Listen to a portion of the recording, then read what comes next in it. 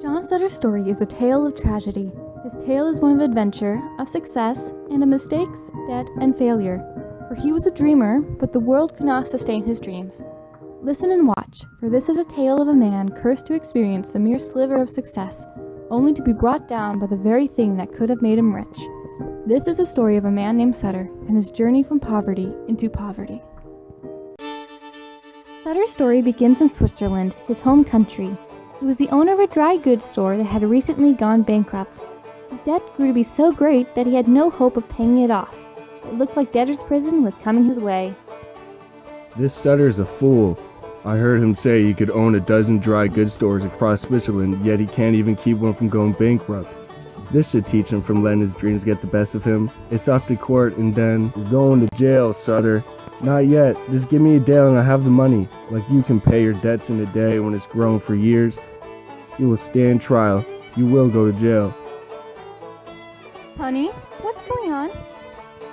Nothing. Ma'am, your husband's gone bankrupt. Oh no, John! Don't worry.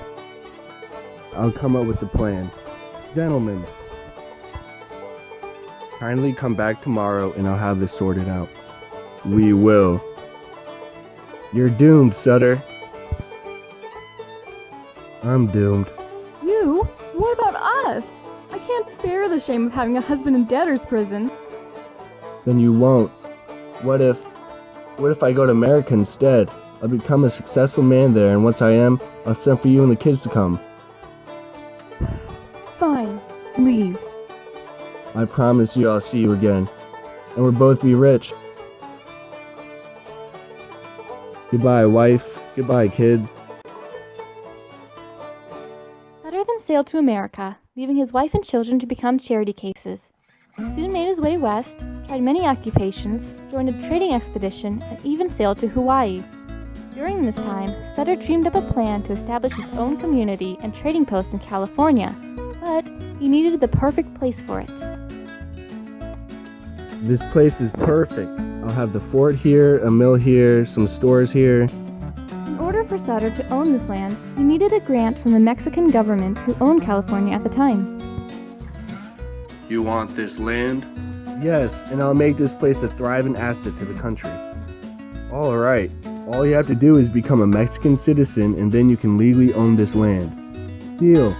Here's the deed to 48,000 acres of unsettled wilderness except for the Indians who live here.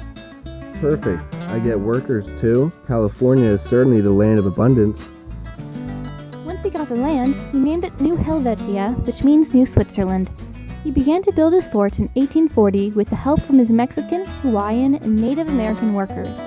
The settlement grew to include a bakery, flour mill, distillery, blacksmith and carpenter shops, farms, and more.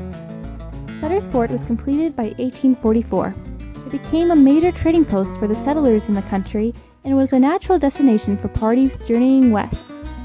Sutter welcomed everyone to his fort and was soon known far and wide. He had finally become a successful man, and it looked like his future was bright. In 1847, he began building a sawmill on the American River to supply lumber for more buildings. Hello, James Marshall. I would like you to build me a sawmill. Sure thing. Things sure are great now. I wonder how my family is doing. I should send for them now that I'm famous and rich. My dream has become a success, and I so want Annie to see this.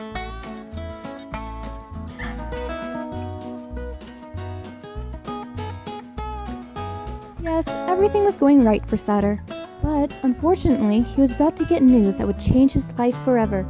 For on January 24th, 1848, James Marshall found something interesting in the river. Come in. Why, hello, James. Mr. Sutter, I think I found gold. Gold! Yes, sir. Isn't this great? No, unfortunately, it's not. Gold makes men greedy, and if news gets out that there was gold on my property, this place will be crowded in a day. We must not let anyone learn of this. Who knows about it? Only those working with me and those who I showed it to. Tell no one else. It would be better if this gold was left in the ground. At first, very few people knew about the gold or mined for it. However, news this big always has a way of leaking sooner or later. I found 2 whole nuggets today. Yeah? Well, I found a handful of gold dust. We should buy some treats with our newfound wealth.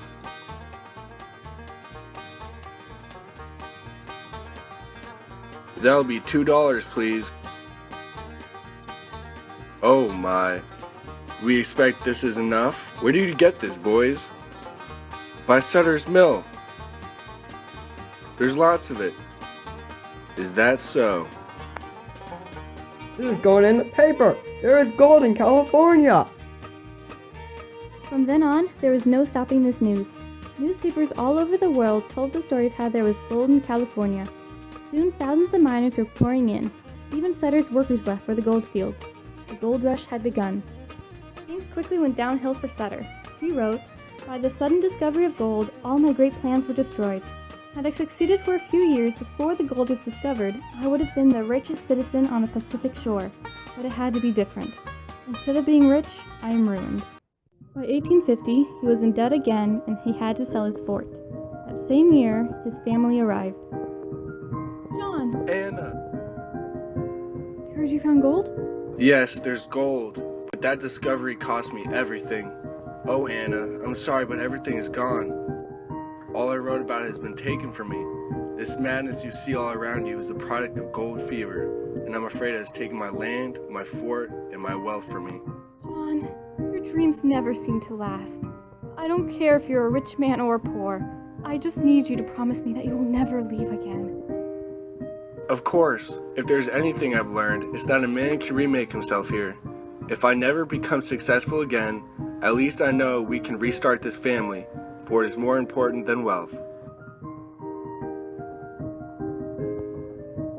Sutter and his family eventually moved to Pennsylvania. In the end, the world only remembers him as the man who owned the land where gold is found, and as a dreamer who was brought down by the very thing that could have made him rich.